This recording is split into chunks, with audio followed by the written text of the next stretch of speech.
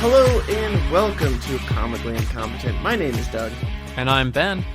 And real quickly, first order of business, we are on YouTube, Spotify, iTunes, Podbean, whatever you want, every Monday, 7 a.m. Pacific Standard Time, new episodes.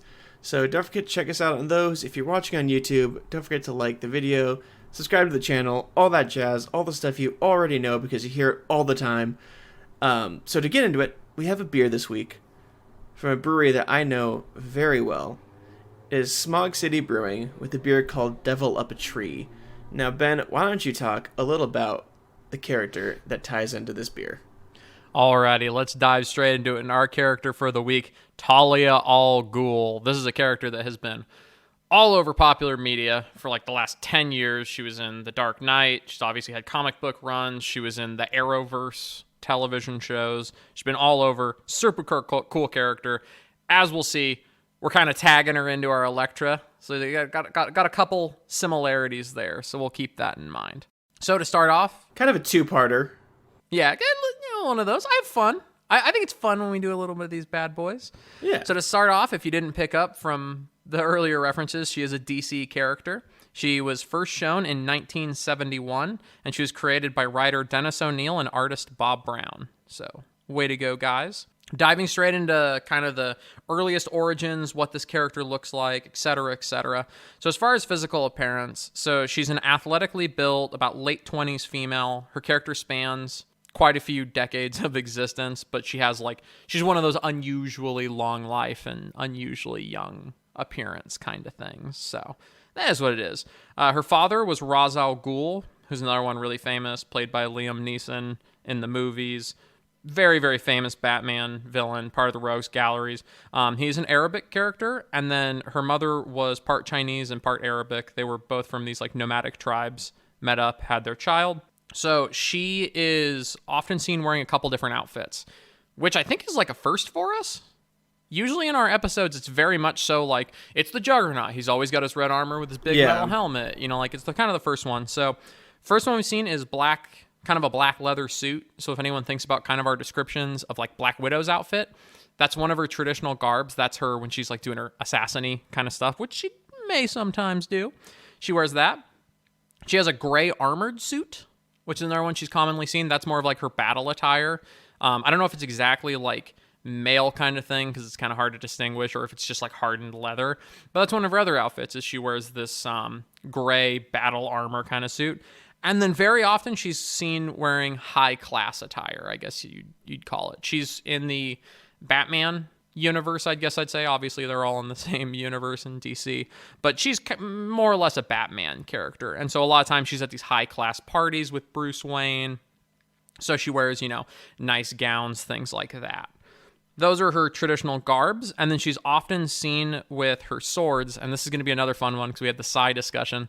Her swords are technically scimitars, which is a sword with I believe Arabic origin. It has a curved blade. So have you ever seen like the kind of curved blades in a lot of like Prince of Persia and like 300 and all that stuff? Those are scimitars, and they always have like a blade guard. So like the Psy from the previous episode, it's very much a duelist weapon. So rather than just like stabbing somebody in their sleep, like it's a fighter's kind of weapon. So that's... Except no Teenage Mutant Ninja Turtles use this weapon, unlike the Psys. That is true. It'd be a lot cooler if they did. Yes, it would. All right, so getting into kind of the early experience of this character. So she's the daughter of Ra's al Ghul, like I said. Ra's al Ghul is actually Arabic. It translates to, I believe it's like the chief ghoul, or a better description is the chief demon, and she's known as the daughter of the demon. That's kind of where our beer kind of flows into it. I like that expression, flows into it. I don't think I've ever used that before. Yeah, so that's where our beer comes into it. She's the daughter of the demon. Her mother died when she was very young, and she kind of started wandering the world with her father, learning about martial arts, learning about espionage, and running a criminal empire. So here's already kind of our first tie into our previous character, is tragic family past.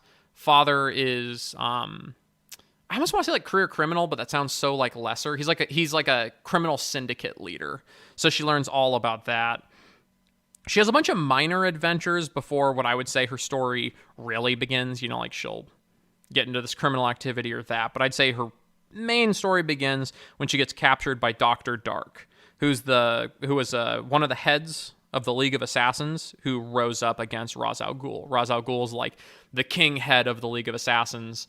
You know, that's something that we've seen in pop culture a couple times. It's been, you know, in animated adventures. It's been in the first Dark Knight movie, I believe, is the one with Ra's al Ghul.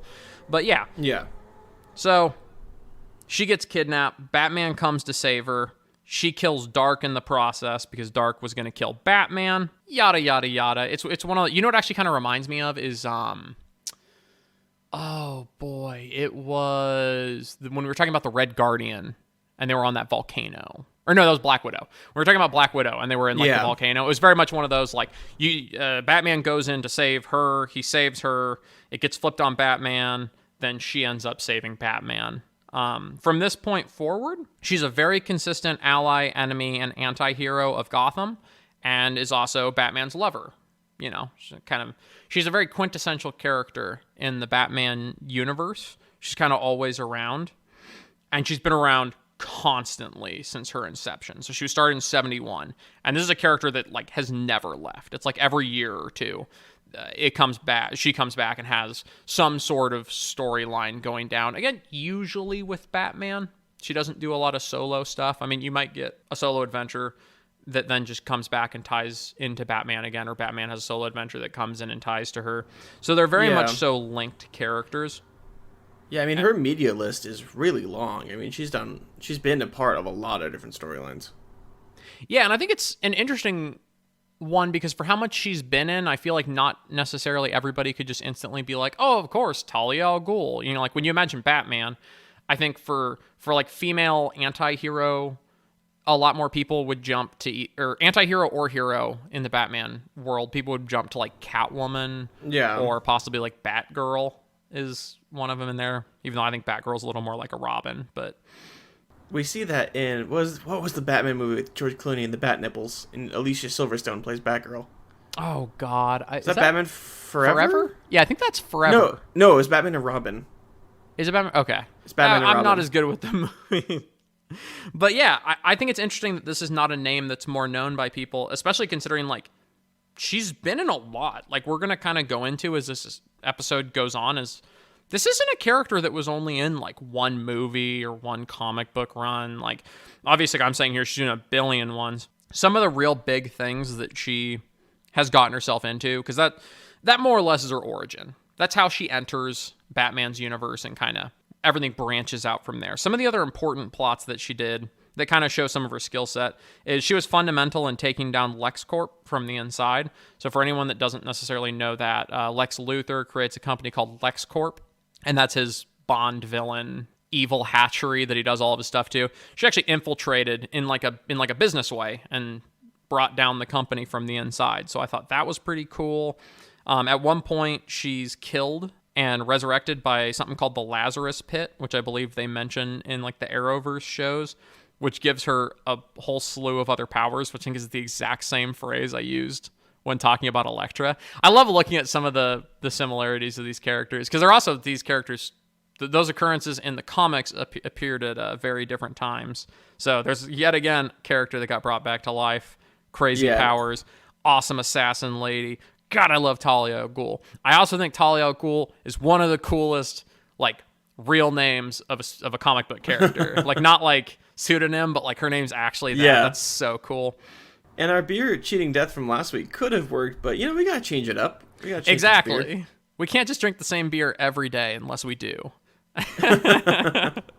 Well, I mean, the beers do come in 4-packs, so we could. That is true. So, anybody, if you guys got the beer from last week and are enjoying the beer whilst listening to this episode, it works just as well.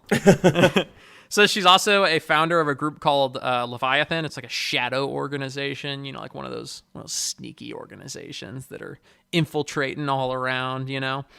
This is a organization was basically created to counter Batman's efforts. Like Batman creates his own organization that's like a charitable, I don't want to call it crime fighting, but like making the world a better place organization. This was designed to be like the antithesis or whatever you would say of that organization. So that's another important one. And then just as another one, we did mention earlier that her and Batman are lovers, and she's actually the mother of Damian Wayne, who is the fifth Robin. For people that don't know Batman super well, there actually is like a chronological order of Robins. I think Batman's had like 7 Robins, like 6, 7 Robins, something like that. And they confirm it. They're like, okay, that's the end of that Robin. Like a famous one that most people know is like Dick Grayson. I think Dick Grayson is like I think he's like essentially that's Robin. Like if people imagine Robin, it's probably Dick Grayson. That's the one I think of, but I think most because I think that was the one in the movies as well as that's the one that was part of the circus, and that's hilarious. Bingo.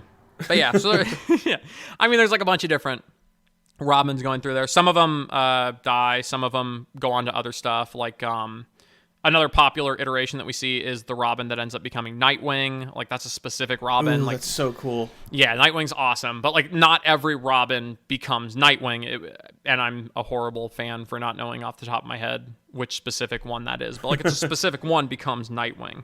So a whole bunch going on there. I don't remember the name of the character, but it's the same one that's in. Sorry, it's the same one that's in Teen Titans. Yes, which is tough to gauge which one it is because obviously Teen Titans we see them at a much younger age. Yeah, and then I don't think they ever call Teen Titans. Everybody just goes by their superhero name, don't they? Like I don't think they ever call them. They said it. I haven't seen the show since it was on air, but I think they say it at some point in the show. They also like remade that show. Teen Titans Go? Yeah, it's like horrible, a chibi version, kind of. Yeah, steaming pile of garbo, but it's the original. Good to know I don't have to go back and watch that. You don't. Like to a point where even in that show, they reference how they weren't as good as the original one by having brutal. like a crossover episode where the Teen Titans Go meets the Teen Titans that we know characters, and they actually reference in the show how like people don't like their show as much. That is very meta. That is super so meta. Oh my gosh. All right. So let's get back. This one is going to be a little shorter than traditional, but we're going to run through some of her powers. And I think this might be the first time you might be able to get all of these. I'm going to give you the preface that at least one of them falls under that category of Daredevil being a lawyer. Okay. One of these, yeah. All right, I'm gonna say like peak human fitness. She is pretty darn fit. Master fighter. I don't know what kind of fighting, but fighter. So I included both martial artist and the fact that she's even above being a martial artist, incredibly skilled with swords. Like that's kind of her traditional weapon is her scimitars. I'm gonna say super spy kind of thing. Maybe like you used it with Black Widow, like super seductress. Well, she does a good job with that with Batman. Okay, so not that then. Yeah, not so much. Hers is more she very specifically is into Batman. Okay. But is not necessarily using that in all assets or aspects of her life. One of them I sneaked in a little bit earlier when we were talking about when I was describing the character. Super spy. Back to super. No, I was mentioning that she has slowed aging. So whether that's you did say that. Okay. Whether it's from the Lazarus Pit or her family's origins, like her family's a very mystical family, she has been granted the gift of slow aging, like Black Widow. So that's why I was like, well, like she looks like she's about in her like late 20s, but that might be like a 30-year span that she looks like she's in her late 20s. Okay. Yeah. Yeah. She is skilled with firearms, which I think we has been kind of close to a lot of them, like with like the spy and assassin and stuff like that. Yeah, so she's skilled with firearms. And then I think this is kind of my sneaky one of her skill is due to the way she was brought up with her father and the fact that her family was, these heads of the League of Assassins. She's an incredibly intelligent business leader, which we see when she's able to infiltrate LexCorp, bring it down from the inside. And then she's also a criminal that was so hard. A criminal syndicate leader, which I thought is another bummer. Well, it's just accent. So she's a criminal syndicate leader, which I think is very important to bring up, because I think that was kind of something we touched on when we did like the Penguin episode. I think that's not a skill set that every villain or hero possesses, is the ability to like have this corporation essentially be functioning behind you, or, you know, you functioning from the inside of that.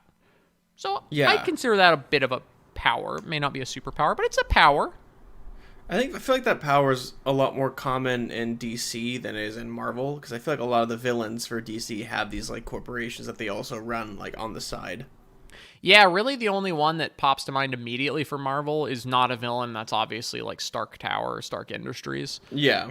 And, you know, there's some in there. But yeah, for the most part, it's much more of a DC thing, which I have always told people when they ask about the differences between DC and Marvel, because that's like a lot of people's first question is like, there must be like overarching differences. First one I always go to is that DC uses fake cities. Like Arkham's based on a city, but it's Arkham. And then like in Marvel, like they're in New York or New Jersey or et cetera, et cetera. Yeah, I mean, you have Gotham, Metropolis. Yeah, but in DC, we see a lot more of these like criminal syndicate, shadow organization, bad guys, where it's like, it's almost like something you could imagine is real. You know, you'd be like, yeah, there could be like in a League of Assassins, I guess. I mean, they're not doing anything, you know, like it kind of fits within the confines of the universe that it would work. Like Penguin probably doesn't have an umbrella like that, but there could be a leader like the Penguin, you know?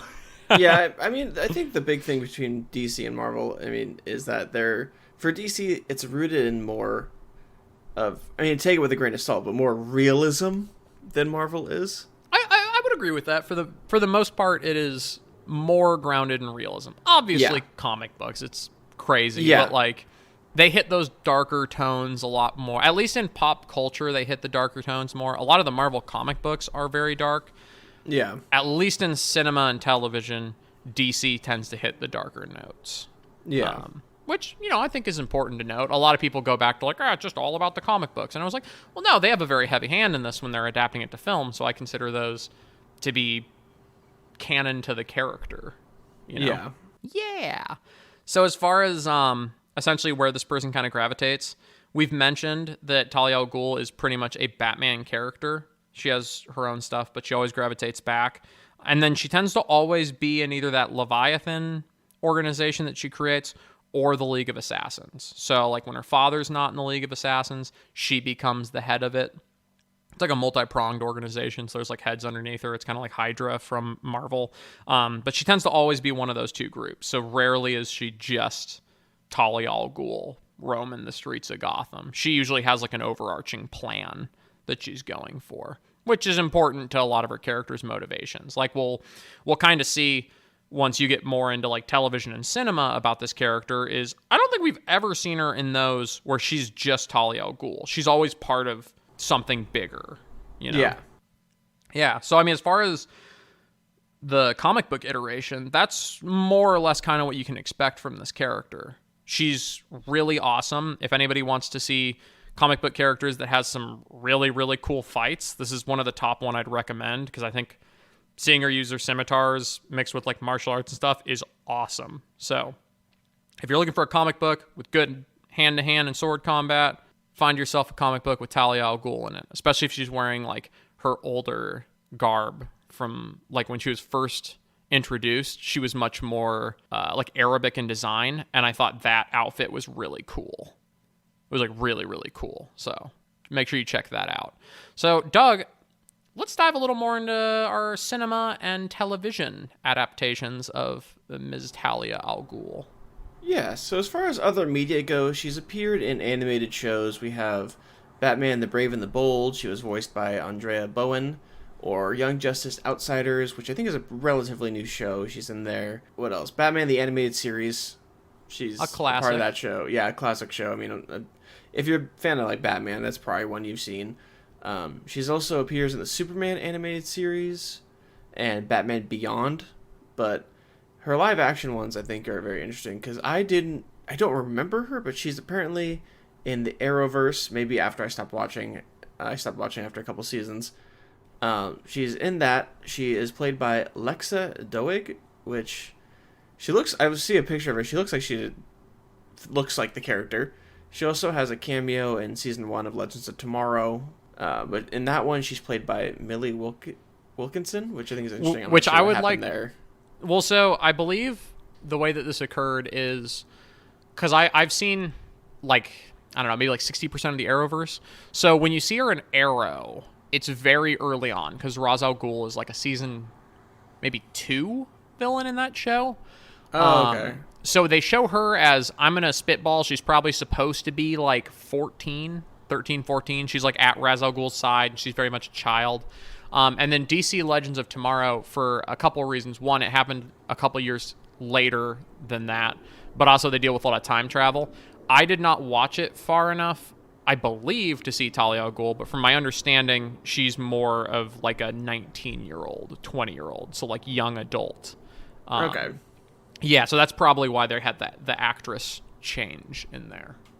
Gotcha. We also have her appear in some other animated shows. Son of Batman. She's voiced by Marina Baccarin, who plays... I don't remember her character's name right now. Oh my gosh. Deadpool and Deadpool 2, his girlfriend.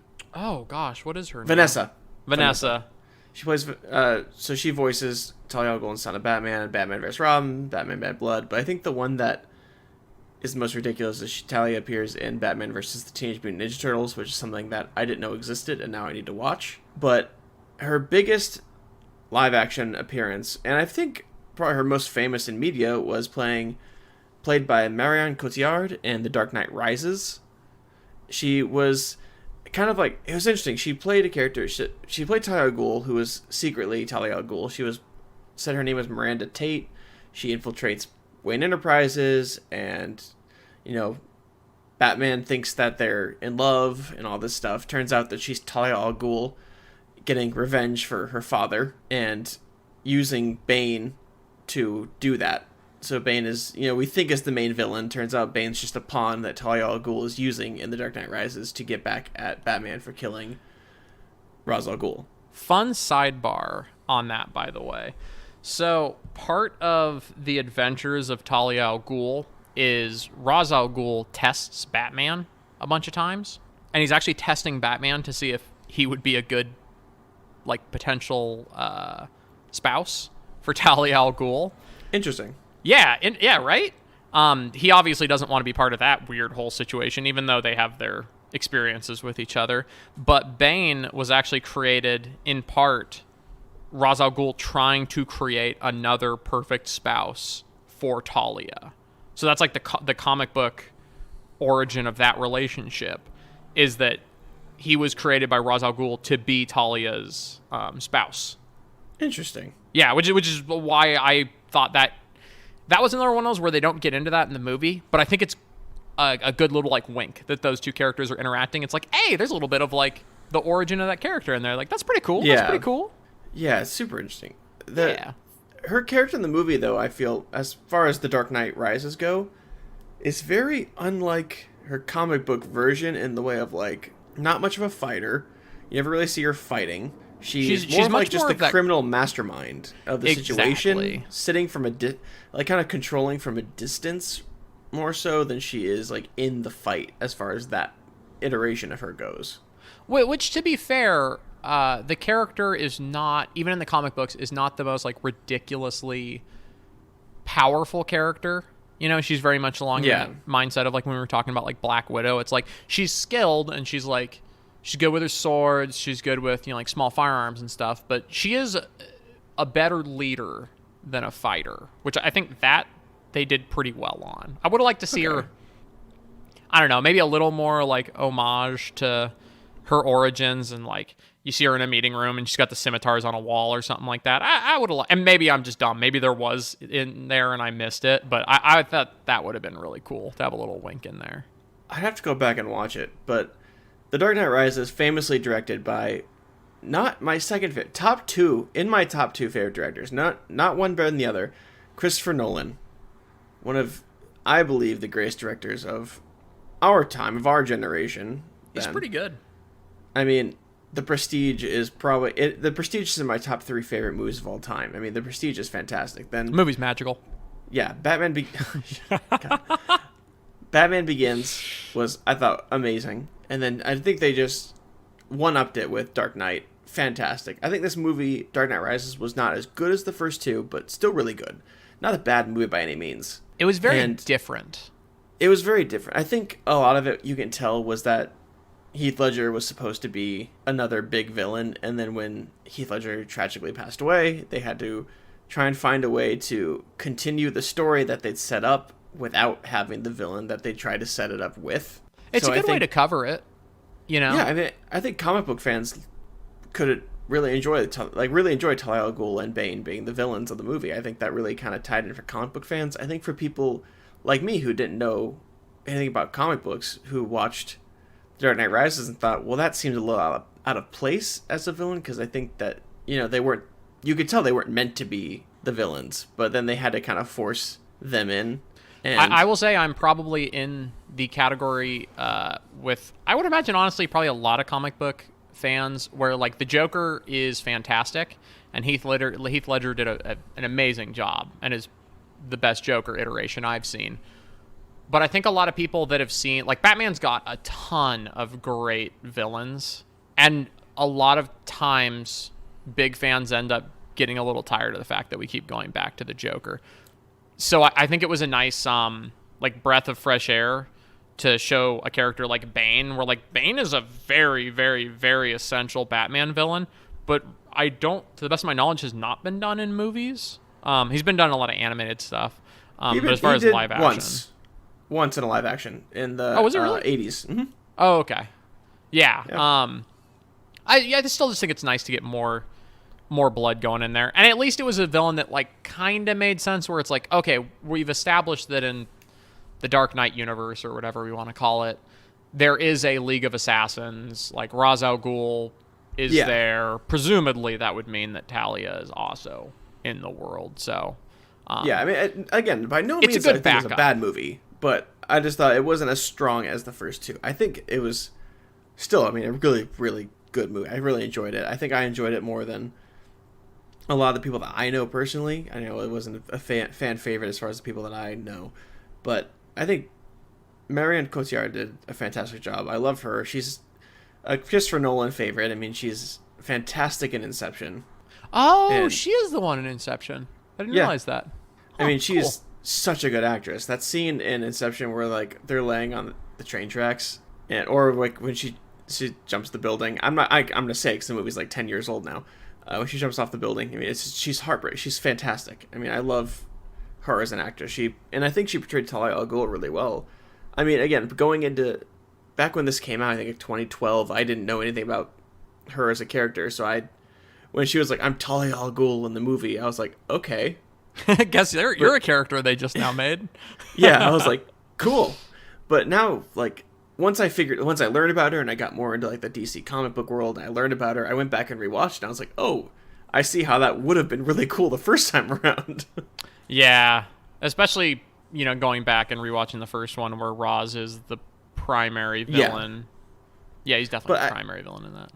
I didn't know about Talia Al Ghul as a character. I knew, like, the daughter of Ra's al Ghul, I knew what that kind of meant, but not to the fact of, like, how crazy and awesome of a character that she is.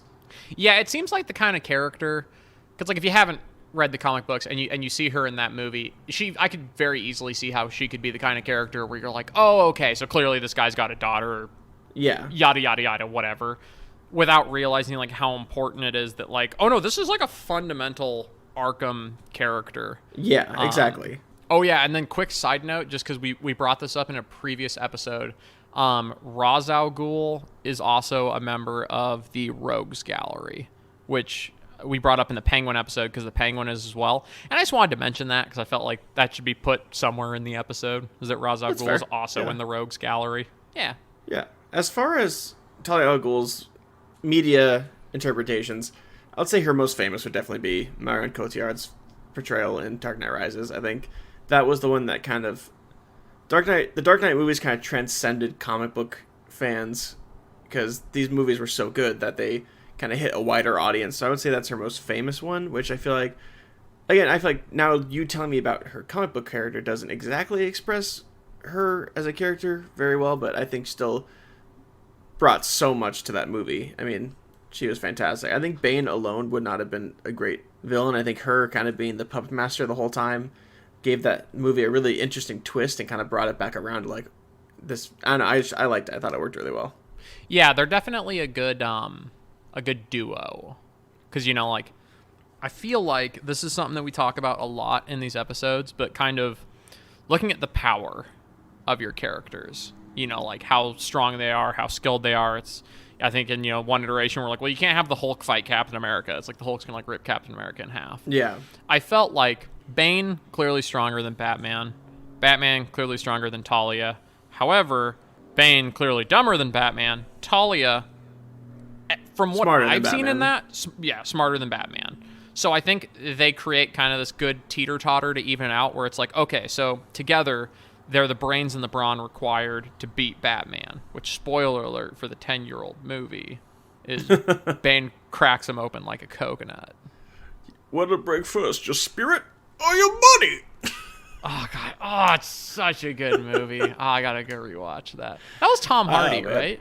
Yeah, I can't wait for our Bane episode, because you guys are going to hear my Bane impression constantly throughout that episode. Oh, which, by the way, just so we get a little recent news in here. So I finally watched Venom, speaking of Tom Hardy. I thought it was a lot better than people gave it credit for. I think that movie was a complete marketing failure. Because I think the marketing for that movie made it look like it was just going to be like this really dark, grungy movie.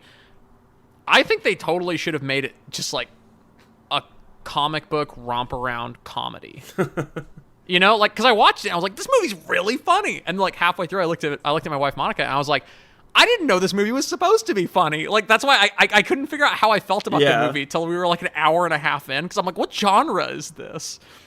Did you see they announced the sequel's name? Oh, isn't it like Let There Be Carnage? Yeah, Venom, Let There Be Carnage. I am excited because my favorite thing about the Spider-Man section of Marvel is the symbiotes. And this is all symbiote stuff, like Carnage, Venom, Riot. Yeah. So excited. But for anybody that hasn't seen that movie, go in and assume you're going to watch a slightly dark thematically comedy. Go in expecting a comedy. Don't go in expecting it's going to be this dark, grungy movie, because you will not be happy. I have to watch it at some point. I should. I actually want to do a rewatch of the Batman trilogy from Christopher Nolan, because I actually didn't know this. In a DVD extra, Ra's al Ghul's character file is shown in Batman Begins, and you see Talia Al Ghul as like a reference in there. So she was referenced earlier in the series. I didn't know that. Yeah. But it's like a DVD extra, like a bonus feature. But I want to go back and watch them again, because that trilogy is, fantastic. Honestly, doing this podcast, I think, has added so much to when I've gone back and rewatched movies and television shows with some of the characters that we've been discussing. Yeah, I hope that you guys, the audience, feels the same way about it. Hopefully you guys get the same out of it that we do, that you can go back and like watch The Dark Knight Rises and see Talia Al Ghul and kind of know, it kind of fits a little bit more, knowing more about her from hopefully us. This is also a very specific goal. I hope that some of our listeners watch, like a movie or something with these characters, and I just want this statement. I want them to point at the screen and go, "Oh, that's that thing." Just for like, if you see Elektra and like there's like, her sigh behind her, something like, "Hey, it's Michelangelo." Or no, it was make the weird connections that we what's make. His face? Raphael, right? Raphael, yeah. Just like those are my favorite. I think those are my favorite happy moments, are when you just see something in the back of a comic book movie and you go, "Oh, cool. That's a neat little thing." Yeah. So I like that. I'm a fan. All right. Well, I think now's a good time to maybe jump into our comic leads. I think you got to separate media to comic books. I think, at least for me, I would need to separate to media and comic book. I think we need to do two different comic leads. I agree with that, because I think there's been several iterations of her throughout these things. We talked about her appearing in three different television shows, whole bunch of animated stuff, in movies, like in comic books. Like, she's been in a billion things, and she's been a little different in each of them. So I think that is completely reasonable. So I think I'm going to go with... I think I'm going to go for a 7.5 for her media portrayals. But as far as comic books, I'm going to go with it. I'm going to push it to an 8. Oh my gosh. Okay, now I have to think on my ratings. I have to double make sure I'm sure on these. Because my initial ones are the exact same. Let's see. I'm going to give her a 7 for pop culture cinema ones, because Interesting. I am a little bummed out I didn't see any sword action, because like I was saying, like her earlier iterations of her, like she was really cool. She has some of my favorite fight scenes. Yeah. Using those swords, because I think swords are really neat in comic book characters. So I'm gonna give that one a 7, because I really wish I'd seen more of that. You see a little wink towards it in the Arrowverse stuff / big one more in DC Legends of Tomorrow. But then the Batman one, not as much. But I will say, as a comic book character, if we're going to put this, and I feel like it's only fair to look at, like, we look at last week's episode, this is very much so an Elektra to Daredevil as Talia to Batman, where it's like villain, friend, lover, compatriot. I think she's an even cooler version than Elektra. Okay. Yeah. I would agree with that. Yeah. So I'm going to give that somewhere between like an 8 and 8.5. I'm going to give her, she's very high on my, like, anti-hero list. So I'm going to give her an 8.5, which I think is incredibly high. I think that might be like the highest I've rated a character. It might be up there for you. You usually kind of you skew a little lower than I do. Yeah. So, I'm going to give her a solid 8.5. I'm going to go really high on the comic book version. That's my Comicles. I like that. I just realized Comicles sounds like it could have been like I've been playing a lot of Assassin's Creed Odyssey. I feel like it sounds like it could have been like somebody that makes comedies in Athens. I am Comicles. You've been playing too much of that game, I think. Yeah, that's it. That's a bad pun even for me. That's pretty bad. I mean, it's good. It's a good pun, but bad because you know why. It's a groaning kind of pun. Exactly. So why don't you tell us a little about our beer? Yeah, so our beer this week is from a brewery that I know very well. I used to live very close to the Torrance Brewery when I used to live in LA, and it's called Smog City Brewing. Now, I've been to the Torrance one a bunch. I have a lot of fun memories, good memories there of drinking way too much beer. They're very, very good. This beer, though, specifically is called Devil Up a Tree. It is a dry hop blend of wine barrel-aged sour ales. It is very sour, but not like too sour. It's interesting. I can't necessarily like pin down a flavor. I'd probably love it. I'm a big fan of sours. Is it it's labeled as a sour IPA, or it's labeled as an IPA? Sour ale. Sour ale. But like a dry hop blend of sour ales. Like it's a blend of different sour ales, I guess. I don't know. I mean, that makes sense why it's hard to pin down the exact flavor. Yeah, it's very fruity. Like it tastes. I kind of get like stone fruit flavors. Like I feel like I kind of get like peach in there a little bit. A peach sour sounds good. It's good. I like it a lot. I recommend it. They also have breweries in Long Beach, which is also in California, and Hawthorne, which is another LA city in California, which I'm surprised I didn't go to this one, because I've been to the one, because that one's on Hawthorne Boulevard, and I've been to the one on Del Amo Boulevard. Interesting. If you guys know LA, and that West LA, then you might know what I'm talking about. That's such an LA, like, location to get. Hey, dude, I loved this brewery. Smog City was right around it with a bunch of really good ones like Monkish Brewing, which Monkish is fantastic. Also the Dudes Brewing, which the Dudes is all based off of the Big Lebowski. Great brewery. I'm the dude. Exactly. It was a great like location hit, like kind of on that bar hop in that small little area of like West LA. I would recommend Smog City for sure. I'm a big fan of them. They also have a really cool like kind of nightlife seating area. They usually have stand-up comedians or bands or whatever at the brewery kind of going at the Torrance one. It's really, really fun vibe. The beer's really good. It's one of my favorite sours, I'll admit. I can't, which is weird because I don't know what flavor it is. But well, sometimes that's almost better. You know, like with those, like, I know this is going to be, for anyone else that is a wine drinker as opposed to a beer drinker, or both, I love blends, like red blends, because I like that I can't just pick out one specific flavor. It's just this nice blended aroma, and I feel like a sour blend sounds so good. Because, like, you know, I'm a big fan of sours, so I'm looking forward to it. So the kind of vibe they go for at this brewery, which if you guys drink beer, you'll kind of be able to follow this probably, is like they have another beer. It's another wine barrel aged sour, but with like yellow peaches as a flavoring. There's one with peaches and lavender. There's one with sage and honey. Like there's beers that they kind of have like interesting flavors I wouldn't necessarily have thought of, which they do a really good job at that. I would really recommend them as a brewer if you guys live in LA or go to LA a lot. I'd recommend them. They are still open even in quarantine for drive-by pickups. So if you guys want them there, it's still available to get at their locations. I'm not sure if all their locations, but I can guarantee at the Torrance one on Del Amo, I would really recommend them. Really, really good. This one, again, Devil Up a Tree, is fantastic. I wish I could tell you what flavor I'm getting, but it's also like 10 in the morning. I'm drinking a beer on an empty stomach, so this is for you guys. Doug's feeling good. If I seem more talkative this episode, you know why. Dude, those are some of our best reviewed episodes, are the ones that Doug and I recorded at like 3 p.m. and we didn't realize we didn't have lunch. Then we started drinking beer.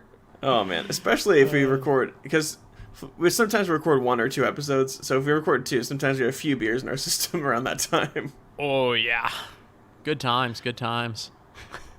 So I'd really recommend it. Ben, unfortunately, I cannot give this one to you out of quarantine because I can only get the 1 bottle. Oh, sad. We'll pick out a good time once this is all over and we'll go visit the brewery. Exactly. That'd be fantastic. All right. So I think that's our episode on Talia Al Ghul. That was a pretty good one. I had a good time, Doug. Did you have a good time? I had a fantastic time. All right. Well, this has been Talia Al Ghul's Comically Incompetent podcast. I'm Ben. And I'm Doug. And thanks for joining us, everybody. Stay safe. Bye.